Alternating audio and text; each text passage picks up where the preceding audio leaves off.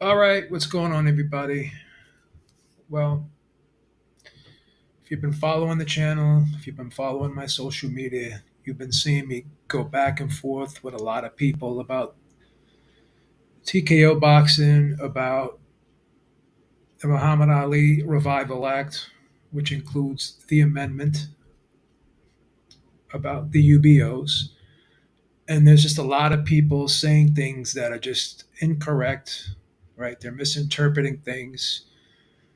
And as I've called them over and over again, they're just performative activists because a lot of the things they're saying are just not rooted in the truth, right? So we keep hearing about how bad the proposed change or these proposed changes, the amendments to the original Ali Act, would be bad for the fighters. While over and over again, it's been stated by many people in the business. Andy Foster, the commissioner of the California State Athletic Commission, the Association of Boxing Commissions, the ABC, they've also said it, that the Ali Act as it stands, nothing will be removed from it. So all those existing protections will stay, right? So none of those are gone, right? So when you hear people like Eddie Hearn say, oh, well, they want to change it, they want to abolish it, they want to take away the fighters' protections, it's just not true. And it's very disingenuous, and they know it's disingenuous. So who is this really bad for? If you think about it, if you look back about 10 years or so ago, in two very high profile cases when the Ali Act was invoked, who was it invoked by? Promoters. Golden Boy and Top Rank. Why? It was because of Al Heyman, right? They felt threatened by Al Heyman, and they thought that Al Heyman was trying to create a monopoly, as if all promoters essentially aren't trying to dominate the business, right? All promoters are trying to be number one. They're trying to have a stronghold on the business. So there's a difference between a monopoly and a monopsony, right? A monopoly means there's only one seller. A monopsony means that there's generally the buyer is generally buying from one seller. Doesn't mean that there's only one seller. It just means the overwhelming majority are buying from that one seller, right? So there's a difference between a monopoly, where you create a barrier to entry where there's only one seller, and a monopsony, where you have several sellers, but essentially you have one buyer, or you have a group of people, or the majority of the people, buying from that one seller, right? Monopoly, one seller. Monopsony, one buyer, right? Which is what you have with Google, right? You sort of kind of have it with Apple, right? And you have it with companies like the UFC, where the majority of the buyers are buying, or in this case, viewing the UFC. Doesn't mean you still don't have the PFL. Doesn't mean you don't have ONE FC. Doesn't mean you don't have those lower level organizations. It just means that the buyer is buying from one seller, which is not illegal. So let's just get that out of the way because, oh, we're trying to create a monopoly. Why? Everyone else can still operate as they are. So why are the promoters, and in this case, why do I think it's the same thing with TKO boxing than it was back then with Al Heyman? And again, Al Heyman went through the legal process. He was sued. Both cases were one case with Top Rank was settled out of court, and the other case with Golden Boy was dismissed. Right. So no federal district court judgment was rendered there in both cases. Right. None was rendered there. So it is what it is. When you look at the actual Muhammad Ali Act itself, there's been no case law, very little case law on it, no binding agreement, or excuse me, no binding precedent. There's been no binding precedent as a result of the Ali Act, right? All you have is settlements. So we have really nothing to go off of to determine how strong and effective this really is. And you can argue, oh yeah, it's being used for leverage, but again, if you don't have the resources to hire attorneys and you're just a regular 4 round fighter, 6 round fighter, 8 round fighter on an undercard, are you really going to be able to sit out 2 years like Mikey Garcia did only to get a settlement? Right? Do you have that time and that money, time and resources and situation to be able to do that? So again, let's get back on track here and let's talk about who this really hurts, who TKO boxing really hurts, and why the smear campaign is being orchestrated out there. And it's primarily the loudest voices, the two loudest voices are Oscar De La Hoya and Eddie Hearn. Why is that? Well, because Turki Al Sheikh, who's involved with both men, who's part owner of the DAZN, who finances both of those promoters' events, is also the main financier of TKO. This was basically his baby, right? And he picked Dana White to be that man. Dana White always wanted to get in boxing, and he was in boxing to a lesser degree, with UFC Fight Pass. But Turki Al Sheikh enters the fray and has entered the fray with these other guys, but now he decides he wants to get this project off the ground. And he was the guy that picked Dana White to head it for him. So he's behind that. So why are these guys mad? Well, Eddie Hearn, he's a little bit upset because he's no longer Turki Al Sheikh's favorite son.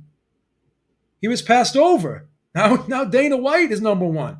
You didn't see Turki Al Sheikh ask Eddie Hearn to promote Canelo Crawford. He asked Dana White. Why do you think that is? Right? So these other guys they feel threatened because now they're saying to themselves, a lot of this money that we were getting from Turki Al Sheikh, it may be reallocated to TKO and Dana White. We don't want that to happen. You have these guys saying how great they are and how great they are for the fighters. No, this is not about the fighters. This is the fear of competition, right? Just like Top Rank and Golden Boy were afraid because Al Heyman had all that money behind him, and they felt as though they couldn't compete. Now they're scared that Turki Al Sheikh may reallocate some of those funds that were going to them, shifted over to TKO, right? And here's another reason why they're upset. Because as we discussed before, and shout out to Ring IQ, he articulated this point very well, just as I have and other people have. This is not going to be for the top tier fighters. Dana White, Andy Foster, the people from the ABC, they've all said that, this is not going to change anything. The sanctioning bodies can operate as they already do. The promoters can operate as they already do. The fighters, if they don't want to be part of TKO, it's not obligatory, right? It's not obligatory. You can do what you want, right? And if you want to join TKO, then you join TKO. So this is just part of the system. So as Ring IQ said and a lot of other people said, this is not going to affect the big names. This is going to be for the mid-level to the lower level guys, right? And with the fighters who sit by the phone, who I call them, they're basically per diem fighters, right? What do they have to look forward to? They have to sit there, and if Eddie Hearn or Oscar De La Hoya needs an opponent to fill up an undercard, right? Those guys may get a call. So they're basically per diem fighters. What TKO presents to them gives them an opportunity to be full-time fighters. You're signed up, to an organization, and you you don't have to sit around and just be the opponent. You can be in a 50-50 fight. We will put you on 2-3 times a year. You get a guaranteed minimum, guaranteed insurance, more than likely a guaranteed schedule. And every time that you're on a card, you're going to be broadcast live on a platform. Whereas if you're just waiting by the phone, waiting to be called so you can fill up the undercard of a big event, you may not even be on the paper, the televised portion, the pay-per-view portion of that. Whereas if you're in TKO, you're going to be on Paramount Plus, right? You're not going to be on Facebook Live on the prelim somewhere, or on YouTube somewhere on the prelims. You're going to be on the main card, and you're going to be broadcast on the big broadcast platform, right? So this is another reason why Eddie Hearn and De La Hoya were getting all mad, because now the talent pool starts to shrink for them. Yeah, we have all the big names, but we still got to fill up these undercards. And if TKO is going to take all our undercard fighters away from us, we don't like that. And now we got Turki Al-Sheikh, who's helped facilitating all that. So this doesn't hurt the fighters. This does nothing but help the mid to lower level fighters. That's what it does. It doesn't hurt the average fighter who's not in the top 1%. And the top 1% doesn't matter to them. Oh, well, what percent of the revenue are these guys going to get? Again, most commissions require the promoter to release the gate receipts and the total the total amount of the gate in terms of how many tickets were sold and the revenue from the gate. You hear Dana White at the end of just about every single UFC main event, big pay-per-view event. He always announces at the post-fight press conference what the live gate was, right, and what the actual gate revenue was. He does it after every event, right? I understand the class action lawsuits of 10, 12 years ago, but that was before the UFC was part of a publicly traded company like TKO. And TKO actually paid out that settlement. The UFC didn't pay out that settlement, right? TKO, the publicly traded company, paid out that settlement. And again, I'm not saying what those deals that those fighters had were good. You could argue that they were predatory, unconscionable contracts, which means they were heavily leveraged to one side, which obviously the UFC's side in that case. No one's arguing that. But once again, TKO is a publicly traded company, right?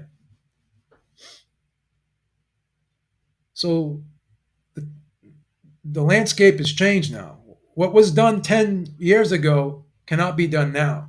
UFC is now an $11 billion company, and they're part of TKO, the merger with WWE. TKO is got a market cap value of $42 billion. So that $360 million, whatever they paid out, is a flash in the pan to them.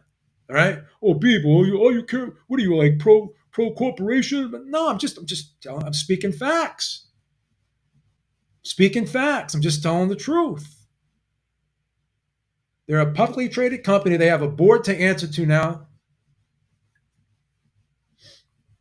They're under the SEC, right? They're watched by the SEC regulations. So again,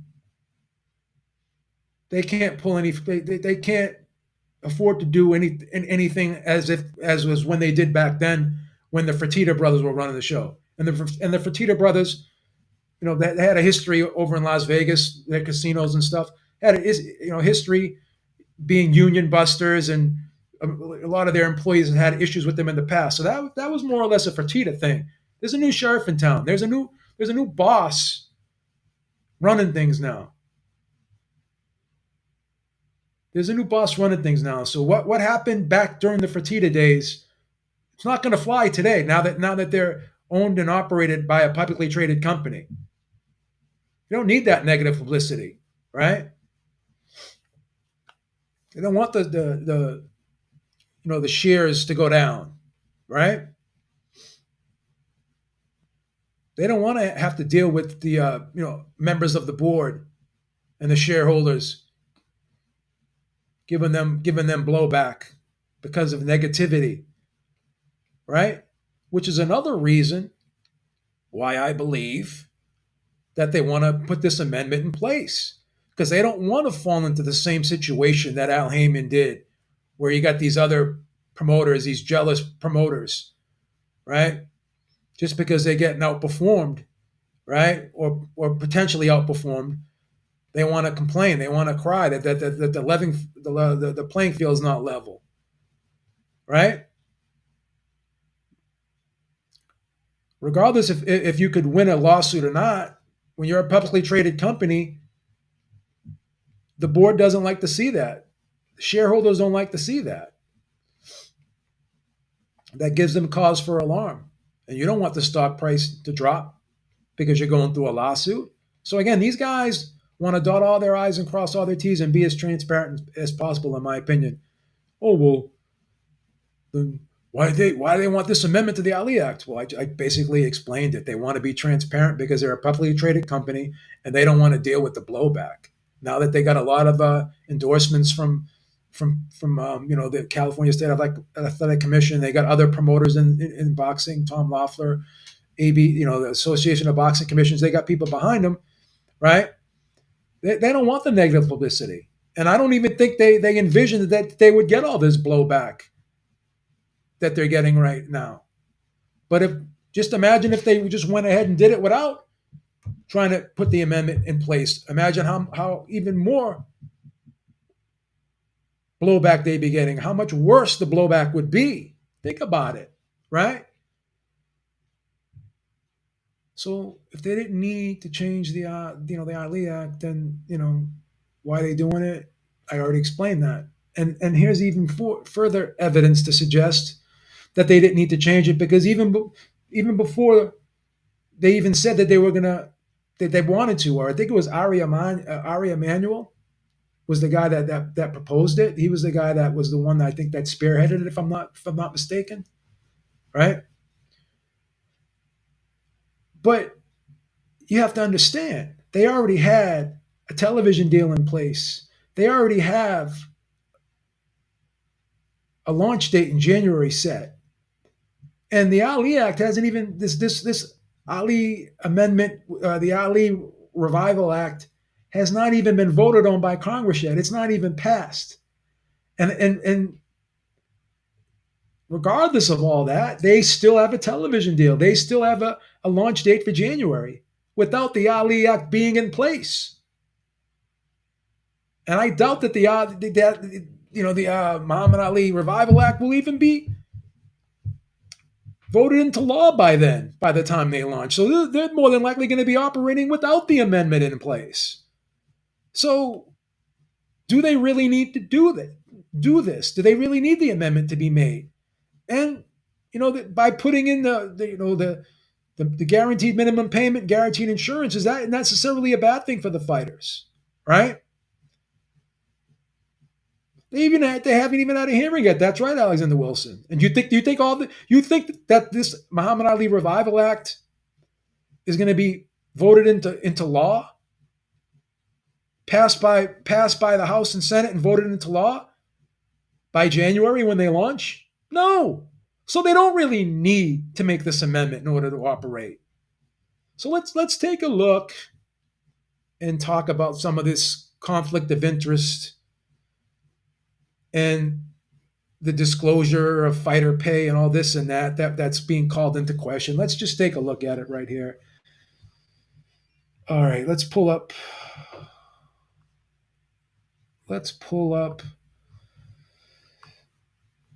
U.S. Code Section 6308 of the Muhammad Ali Act, where it says conflict of interest here. It says no member or employee of the Boxing Commission, no person who administers or enforces state boxing laws, and no member of the Association of Boxing Commissions may belong to, contract with, or receive any compensation from any person who sanctions, arranges, or promotes professional boxing matches, or who otherwise has a financial interest in an active boxer currently registered with the boxing registry for purposes of this section. The term compensation does not include funds. Okay, so this is not an issue. But let's go down here to the firewall.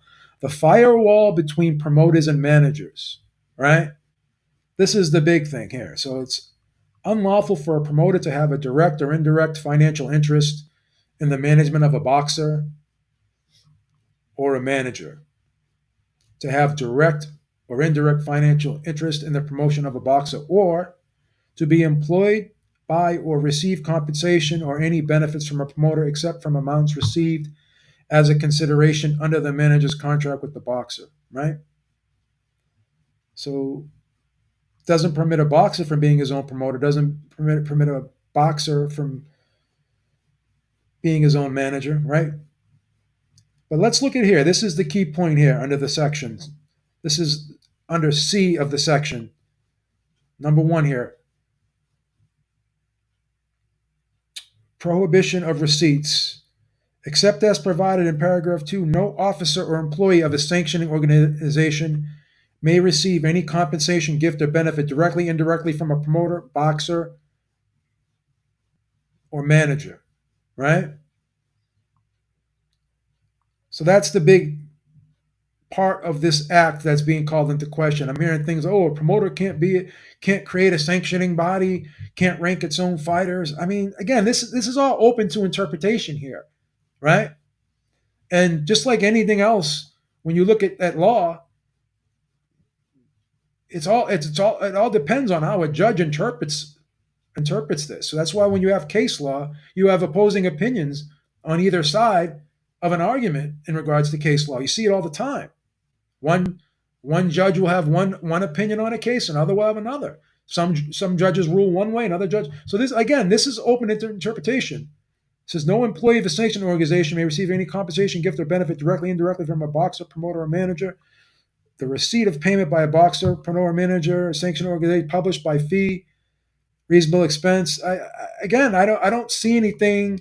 Oh well, it says you can't rank promoter can't rank fighters. I heard people say that.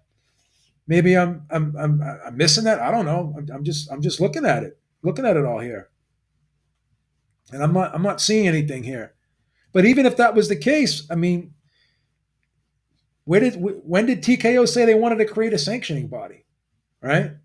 And the UFC has an independent panel of journalists that rank their fighters. So if you have an independent panel of journalists ranking your fighters similar to how the UFC does it or the ring does it, you don't need a sanctioning body, right? You can have an independent panel and still not rank your own fighters. You can call yourself a league and still not be a sanctioning body. Or when did TKO ever say they wanted a sanctioning body, right? And then you have like organizations like BKFC. They have their own title belt. They're sanctioned. Well, I know they're not gloved boxing, but they're another combat sport. So it is like this just says it says boxer, right?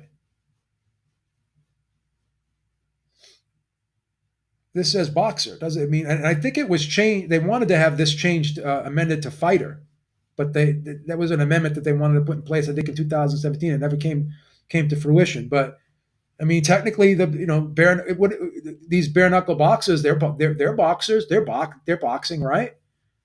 They have their own title belt. No one's complaining about them, right? Ariel Helwani was sitting there front row with Conor McGregor. Did that little documentary there with the BKFC. They have their own title, but I don't hear anyone complaining about that. So once again, you got the performative activists out there who are just complaining and just want to, have an agenda. We already know what that's about. They don't like Dana White, and they want to bitch and complain. But the only people this really hurts, doesn't hurt the fighters, because it's actually great for the fighters, right? Because it's not going to affect the 1%. And again, those mid to lower level guys, they're not gonna be per diem fighters anymore. They're gonna have a home to go to, right? They're gonna have a home to go to. They're going to have more than likely have a steady schedule of fights lined up for them. They're going to have guaranteed minimum purses, right? Guaranteed insurance, which is something they didn't have before. So you got the guys who are sitting by the phone waiting for that call to fill up an undercard, not knowing when they're going to get that call because they're not signed to promoters. They don't have a television. They're not affiliated with someone who has a television deal, right, or a broadcast deal. They're not affiliated with that. Those guys. And these guys just have to sit by the phone. A guy like Brandon Adams gets that call. Hey man, we need a fight for that Canelo Crawford undercard. You ready? You ready? Sergey Bohachuk was going to fight Boots Ennis, right? But he got the call. Let you want to be on the biggest fight of the year, Canelo Crawford? Yeah, boom, sure, whatever. So you just got to wait. So how many times are those opportunities gonna arise? Why not just sign up to an organization where you don't have to worry about sitting by the phone? So this doesn't hurt the fighters. It's like anything else, right?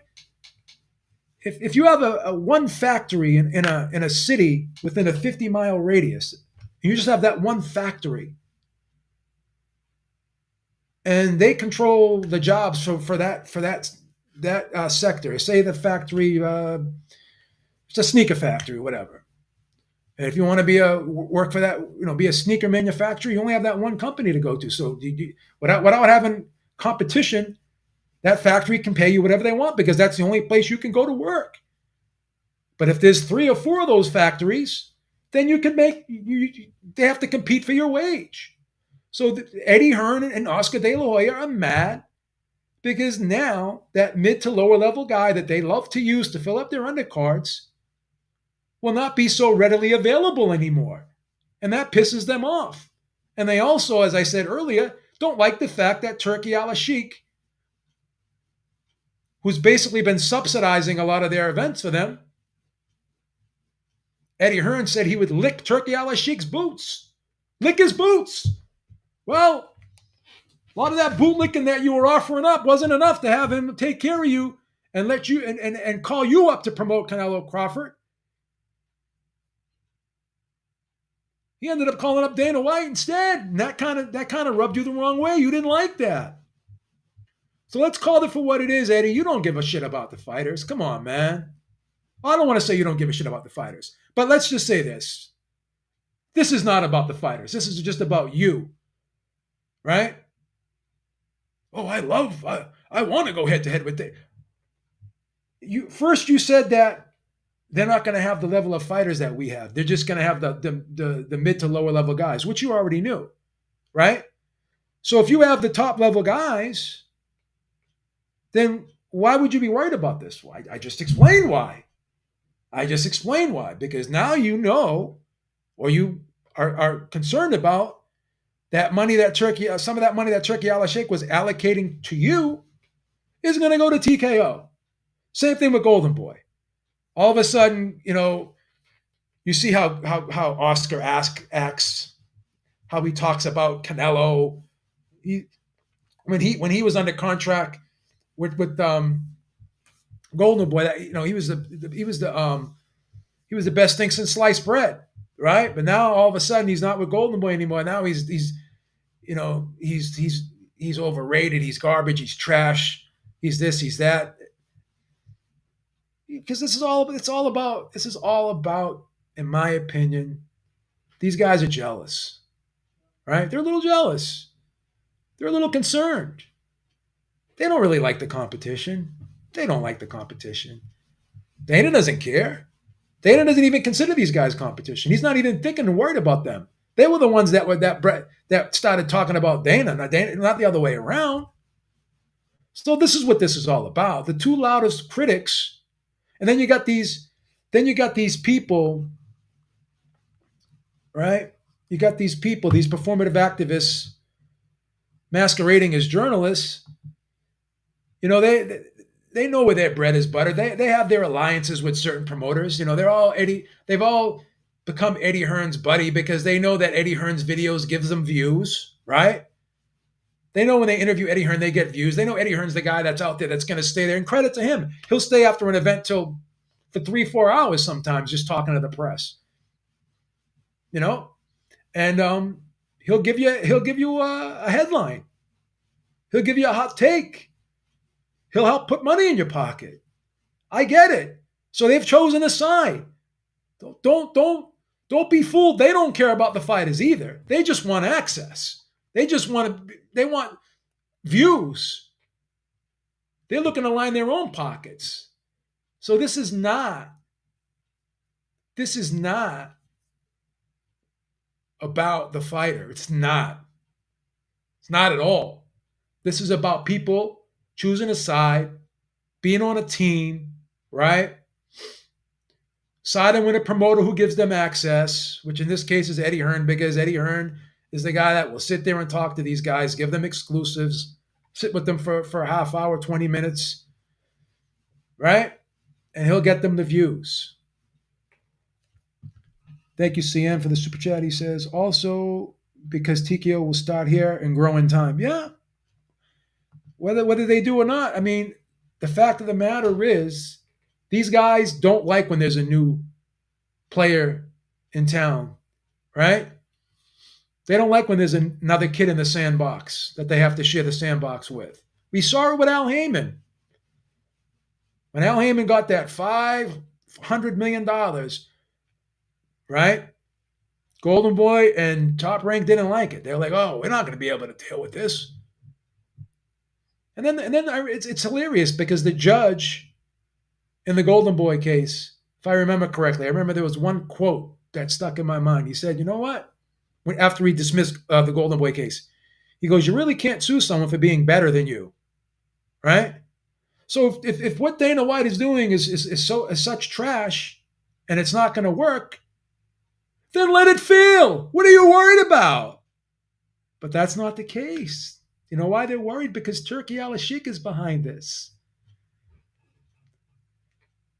The guy with the purse strings is behind this, and they don't like it. They don't like it. Oh, well, this is for only the mid to low level guys. Well, you need those guys too to fill up your undercards, right? We know what this is about. We know what this is about. Let's be honest. If you want to look at this objectively, you want to be an objective, right? You want to be a fair broker here. We know what this is really about. They had that conference call with Andy Foster, right? Chairman of the California State Athletic Commission. No fighter called in. No promoter called in. You didn't see Eddie Hearn calling into that call. You didn't see Oscar calling into that call. Right? You didn't see none of those guys. Because they knew. They know what this is all about. They're just angry. They're jealous. Eddie is jealous because he's no longer Turkey's favorite. Right? And Dana White didn't have to put up any of his money to do this. Right? So most fighters don't earn good. TKO will help many. Yeah, it's going to help a lot of fighters. And then Ariel's interviewing Andy Foster. Well, what percentage are they going to like? When Andy Foster said, I looked at all the fight purses because again, like I said, in all the major state commissions, just about all of them, the major ones, it's a requirement that the promoter, even without the Ali Act, they would do it. I believe it was a requirement, if I'm not mistaken. But I already know, like the UFC was doing it anyways, even without the Ali Act, because they have to pay the fees, and in order because that's how the fees are determined, right? By the size of the revenue of the gate. So they have to disclose that because they have to pay a percentage of that to the commission. So look, that stuff's already been released and revealed to the commission. So this has never been a secret. It's never been a secret. Oh, well, the fighters need to know what percentage of the revenue they're getting. Bro, these guys negotiate their purses before the first ticket of an event is even sold. Right? Do you think Lima, when he got the call, Isuma Lima, when he got the call to fight Boots Ennis, you really think Eddie Hearn sat him down and said, "Okay, this is the amount of the rights fees that we're getting from DAZN, and this is how much we think the live gate's going to be." No, they threw him whatever they wanted to throw him, and it was take it or leave it. You don't like it? Fuck off. We'll get somebody else. You think they sit down with these guys who aren't part of the 1%, who aren't getting a cut of the pay-per-view revenue? You think they're going to sit down with these guys and they're going to break it down like that? Come on, man. Come on, man. Stop it. So again, the 1% makes all the money. When Mayweather fought most of his opponents, when he fought Robert Guerrero, Robert Guerrero made $3 million. He got no pay per view upside. Marcos Maidana got $1.5 million. He got no pay per view upside. What percentage? What percent do these non-stars get of the revenue? That fight with Maidana and Mayweather generated $80 million. Mayweather got like guaranteed $32 million. Marcos Maidana got $1.5 million. He got 2% of the revenue of that event. So let's not pretend, UFC only gives their fighters 20%. Maidana got 2%. What did Guerrero get? What did Liam Walsh get? What percentage of the revenue of fucking Crawford Canelo did he get? Turki Al-Sheikh paid $200 million just for the main event in purses. I don't even know I would guess maybe a couple more million added to that, to the undercard, right? Maybe 5 million because you had a couple of good fights on there. Maybe the undercard cost 5 million, I guess. So $205 million. You got a $47 million live gate. I don't know what the rights fee for Netflix was. Maybe it was 30 million or so. How much did you get in sponsorships? They had to have lost. Turki Al-Sheikh had to have lost $50 million in that event. So again, as Dana White said, this is a going out of business deal. These promoters are playing with house money. Turki Al-Sheikh is subsidizing these guys, right? And even Eddie Hearn, who has an arrangement with DAZN, when you have promoters that have these rights fee deals with a broadcaster, right? These broadcasters are operating off a loss leader. In many cases, they're not making a ton of money on these events. For a lot of them, boxing is filler content for a lot of these platforms. Amazon, and American boxing for DAZN. You think that's really how much viewership is DAZN getting from American subscribers? How many American subscribers does DAZN even have at this point? Right? So you can say boxing's doing well globally, but you're not being intellectually honest if you think boxing is doing well in the United States. Please. And then you got Eddie Hearn talking about, how great he is. And I'm not saying he's bad. I think he is a great promoter. But where's the American star? Like he's been promoting since 2018ish or so? Where's his star? Yeah, he promoted Canelo for a couple fights. Now I hope Boots Ennis does become a star. I'm rooting for Boots Ennis. Right? If that could be the next American star, I'm happy about it. But think about it. The biggest fight of the year, we had one big fight, Canelo Crawford, which was a great fight. I was very happy with that event. Crawford's 38 and Canelo's 35, right? How much time do they got left? Who's the next American star for us? And not only that, Turki Al-Sheikh making a splash here. He's the guy that's pumping money into this, right? Or the Public Investment Fund, Sella, Saudi Arabia, the government of Saudi Arabia, they're the ones that are financing these events, right? But after a while, just like anything else, you can only operate off a lost leader for so long, and then you switch things up. And he's already made that first step into switching things up. Oh well, these Riyadh season Ring TV cards are not going to be pay per view, and then he already switched it up on us. So as time goes on, just like PBC in the beginning, after they blew that 500 million away, we saw what happened. They couldn't get the rights fee deals that they needed to pay these fighters what these fighters wanted to get paid. And as you know, Steve Kim said it. He said, you're going to pay all these fighters all this money, and then when the money runs out, what's going to happen after that? You're not going to be able to put on the big fights because these guys are going to want big money, and they're not going to take these fights if you don't pay them what you paid them before. So you guys are cheerleading a lot of it. Like Paulie Malignaggi loves to say how stupid the UFC fans are in comparison to the boxing fans.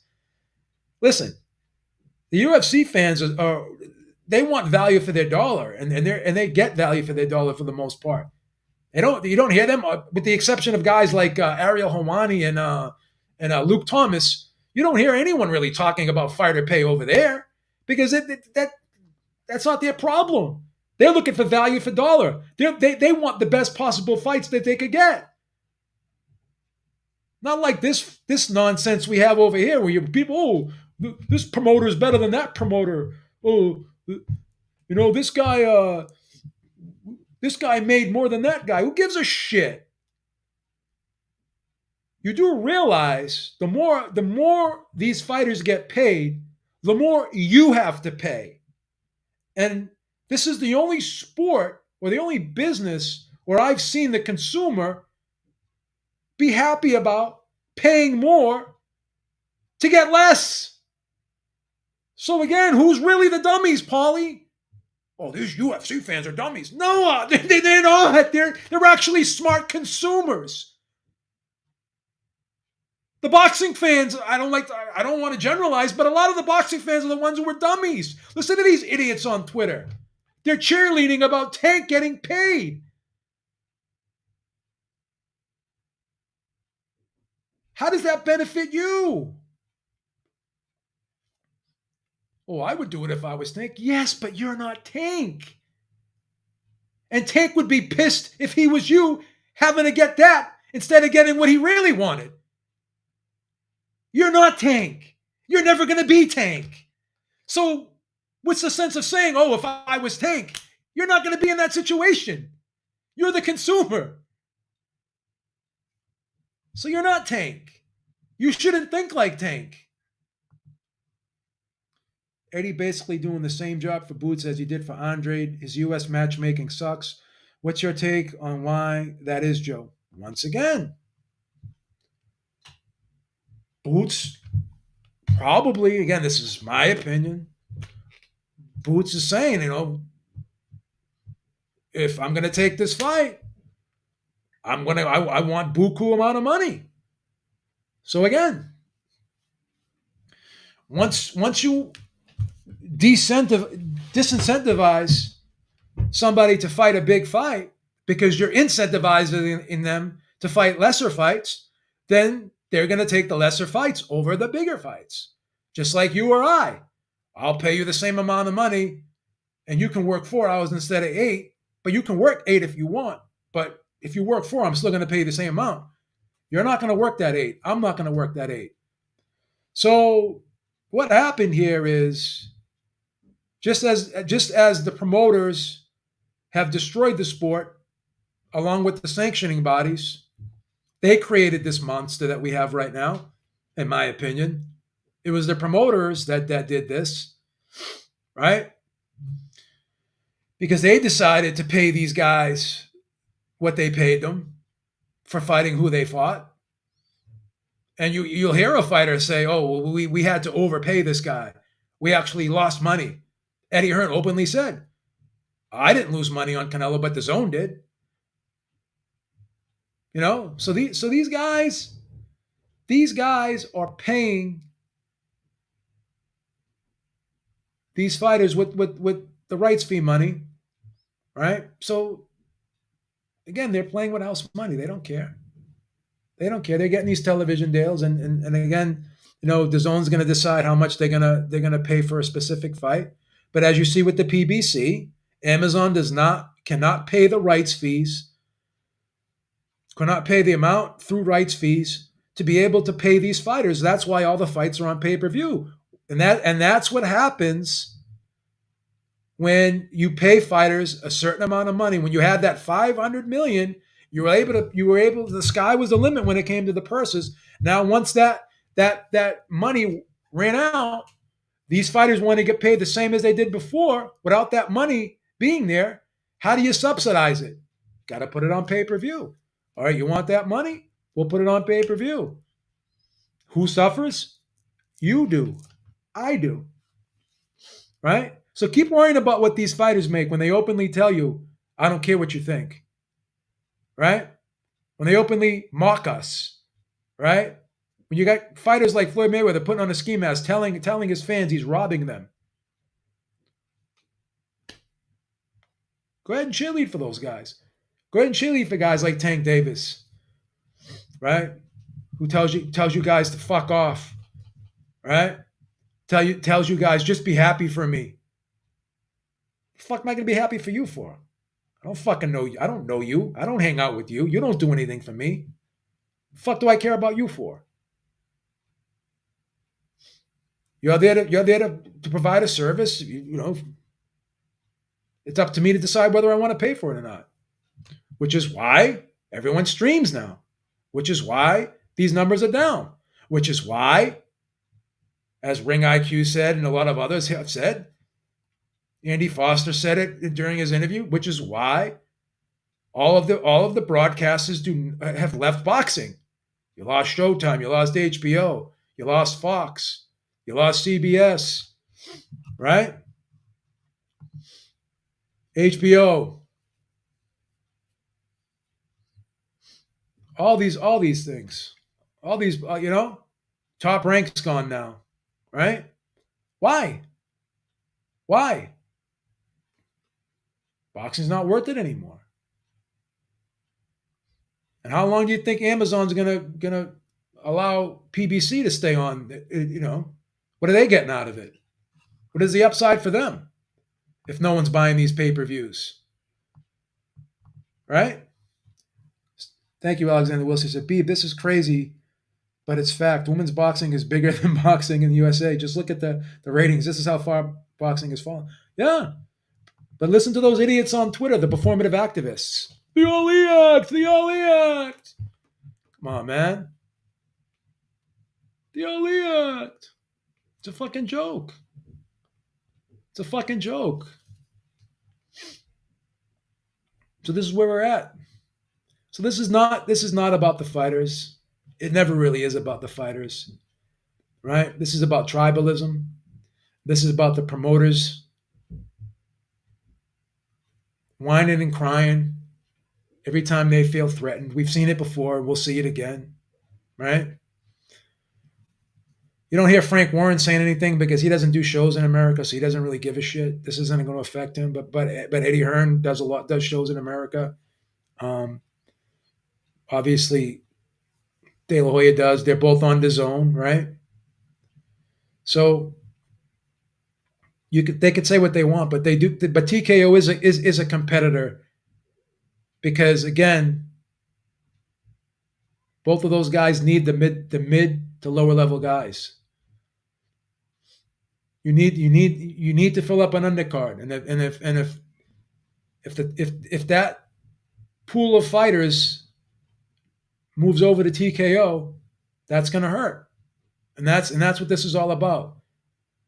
They see, they're scared. They're scared with the money from Turkey Al Sheikh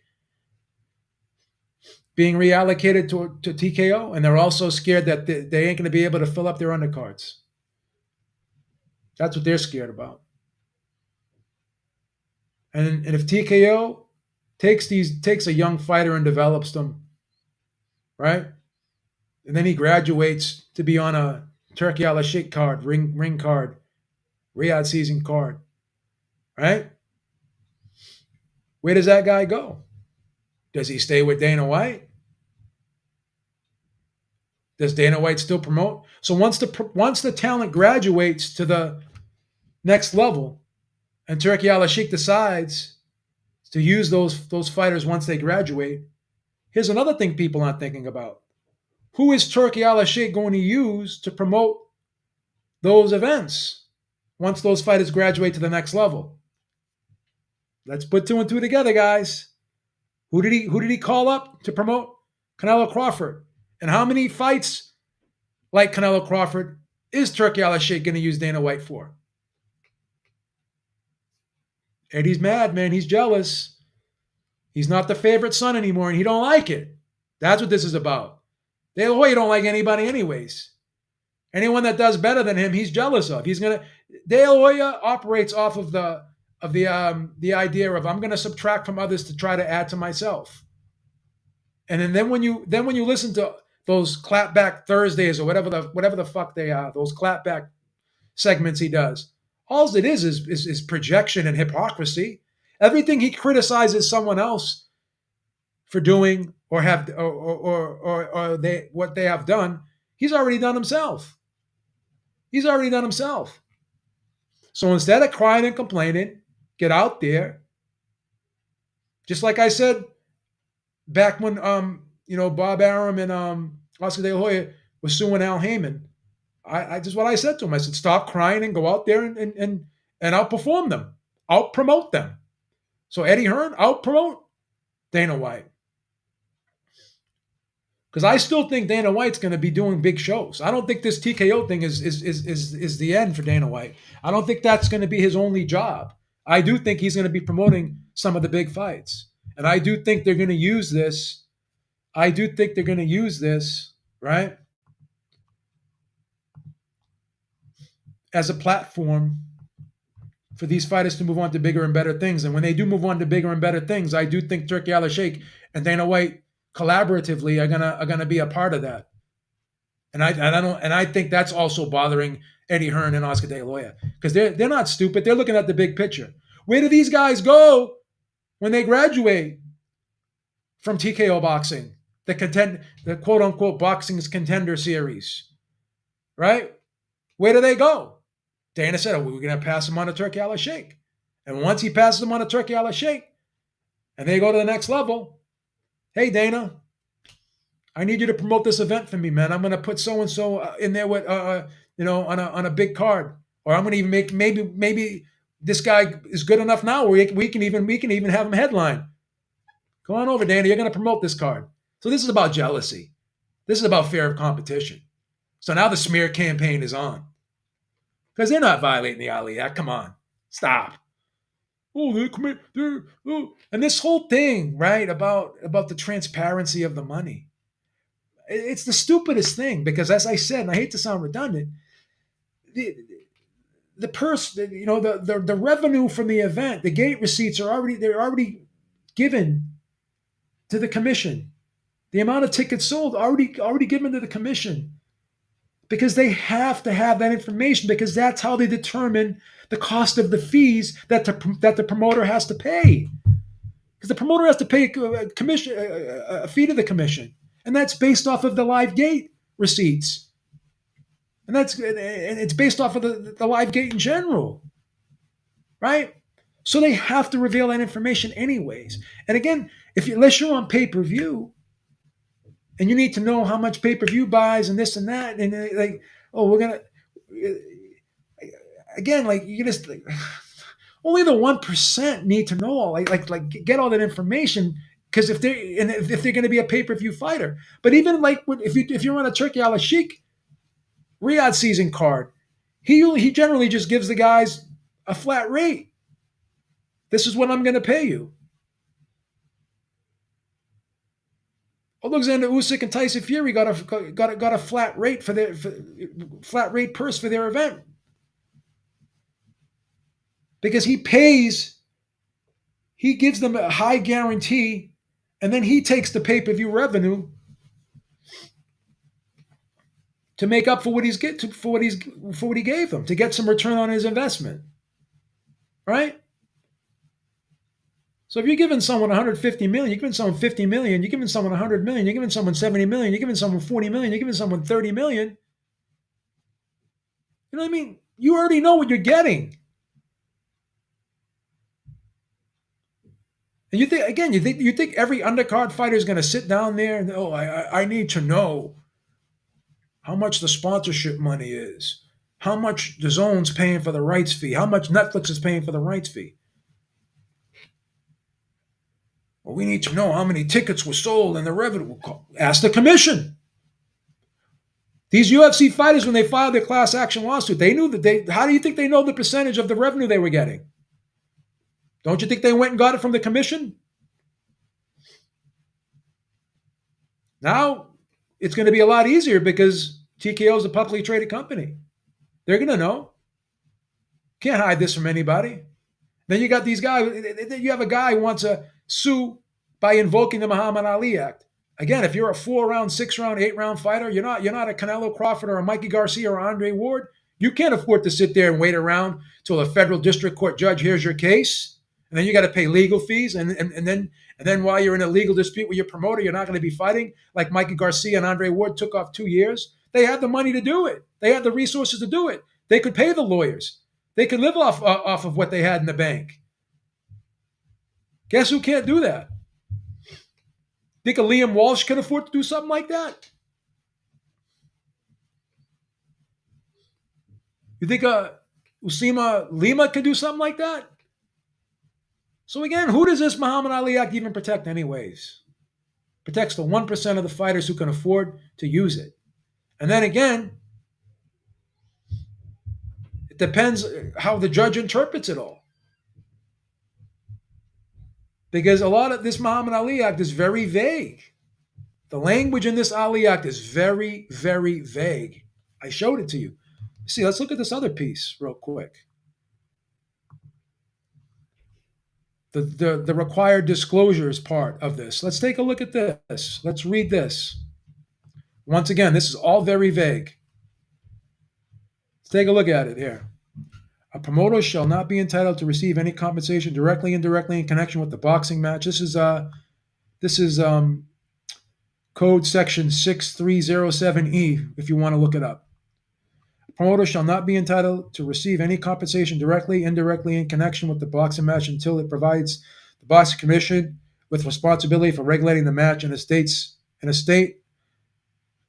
statement of a copy of agreement in writing to which the promoter is a party with the boxer participating in the match.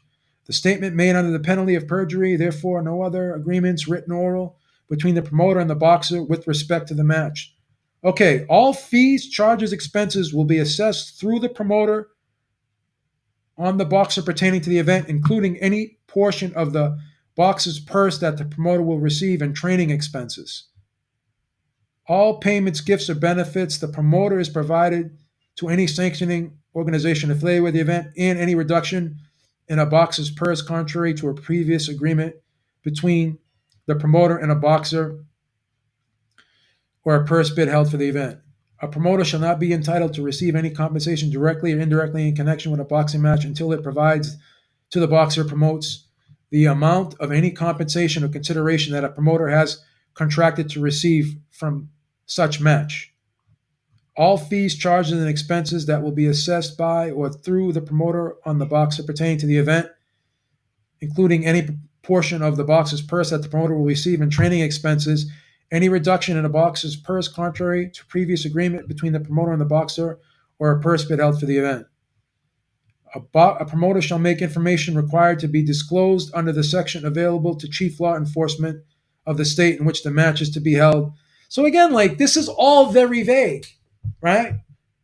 The amounts of compensation, let me see, all fees, charges, expenses that will be assessed by or through the promoter on the boxer pertaining to the event. Again, the gate receipts are already given to the commission. So fighter can get that from the commission. They can just ask the commission for this information, including any portion of the boxer's purse the promoter will receive and training expenses. So what does that mean? That the promoter has to disclose how much of the money is going to be for training expenses as opposed to the purse itself? All right, whatever. Whoop-de-doo. I mean, what? Okay.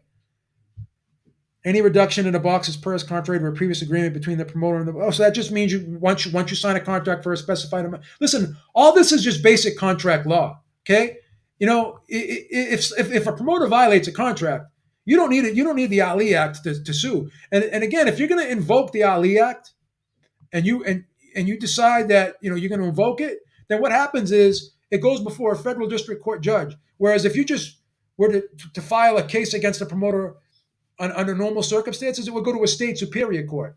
Now, when you go to a federal district court, it takes years, like 2 years sometimes, to get your case heard. And then the judge makes a decision whether or not that it's going to go to trial. That takes another. This process could take anywhere from 2 to 4 years if you're going to invoke the Muhammad Ali Act and try to get your case heard by a federal district court judge. And then when he decides it goes to trial, by the time it goes to trial, that could be another year. So the whole process could take anywhere from more than likely 3 or 4 years.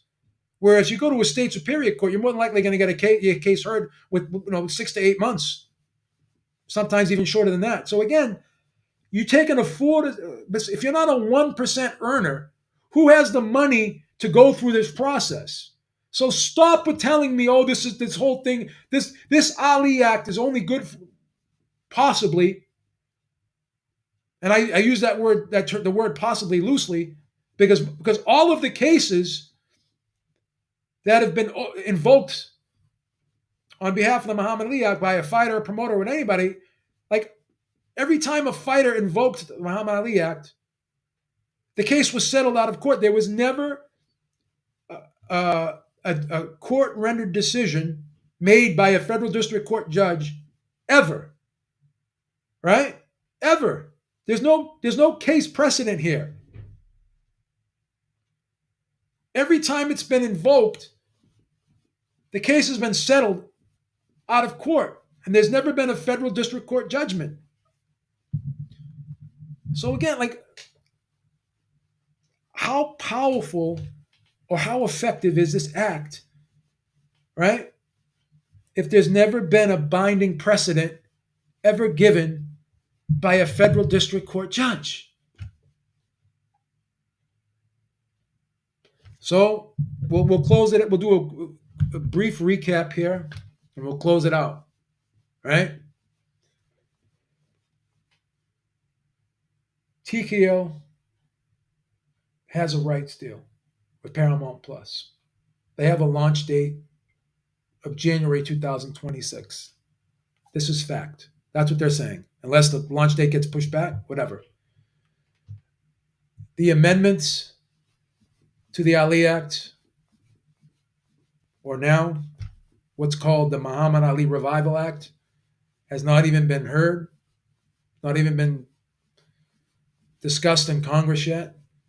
It's not even been proposed. I mean, it's already been proposed, but it hasn't been discussed. It's nowhere near close to being voted on.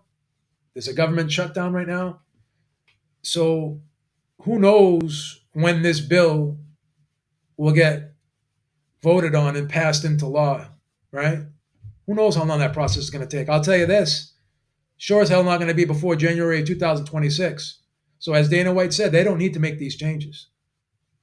And I told you why I believe they're making these changes. Because they want to be transparent. They want to remove all controversy. Now, they've probably added more controversy than they anticipated. But if they went ahead and did what they were going to do without the amendment, they probably would have gotten even more blowback. You're a publicly traded company. You don't need the headaches. So I just think they're trying to dot all their I's and cross their T's. Because even if someone tries to sue them, even if they have a strong case to fight off the lawsuit, when you're a publicly traded company, you don't need that negative, all that negative retribution hanging over your head. You don't need that. You don't need that. Because once again, you're publicly traded. You don't want to. Your investors don't want to deal with that. You want consumer confidence among your investors, and you don't want to be dealing with stuff like that. You don't want the stock price to drop because of negative information being put out there that could hurt your brand. regardless of whether or not you can win the case or not. You don't want to have that out there. You don't want to deal with it. So that's why I believe they're going through the amendment, in my opinion. No one told me that, but that's just my opinion. Because I just read to you the Ali Act, and it's a lot of that is open to interpretation, and a judge is going to look at that, and they're going to have to decide. Well, what do you mean sanctioning body? That this they're not a sanctioning body. They're not. Their fighters aren't paying sanctioning fees. So how are they a sanctioning body? How can you say someone's operating as a sanctioning body when they're not collecting sanctioning fees from the fighters? Right? How can you say that? So once again, I mean, just like Al Heyman, hey, I don't have a promoter's license. Hey, I'm licensed as a manager in Nevada, but I'm not managing these fighters. I have advisor agreements with them. These guys don't have managerial contracts with me. These guys don't have promoter contracts with me. I'm their advisor. Case dismissed. Dana White walks into a courtroom, or whoever, Ari Emanuel, whoever's there representing TKO. Hey, we're not a sanctioning body. My fighters don't pay sanctioning fees. Yeah, we have our own belt. Where does it say in the Ali Act we can't have our own belt? Where's that written? We don't do our own rankings. We're just like the Ring magazine has. I wouldn't even be surprised if the people that do the ring ratings, right? I wouldn't be surprised if the people that do the ring ratings don't help TKO, aren't involved or possibly affiliated somehow with the ratings of TKO boxing. I mean, that's just my opinion. I'm not saying that's going to happen. It's totally plausible. So just like in the UFC, where they have a board, a independent board of journalists doing their rankings, I'm sure TKO probably. You think Dana White's going to sit there and want to do the rank? Like you think they're going to hire someone to do that? No, who's going to do that? Just have an independent board of journalists, just like Ring Magazine does theirs. They have an independent board of journalists ranking their fighters. The UFC has an independent board of journalists ranking their fighters. TKO is probably more than likely going to do the same thing. So again, where's the conflict of interest? You have an independent board of journalists. So there's no violation of the Ali Act here. And I just think the amendments has been proposed because they don't want to deal with it. They're just trying to, even though you're not breaking a law, you still don't want to be put in a situation where you're going to always have to be sued. So once this amendment's made, then there's not even the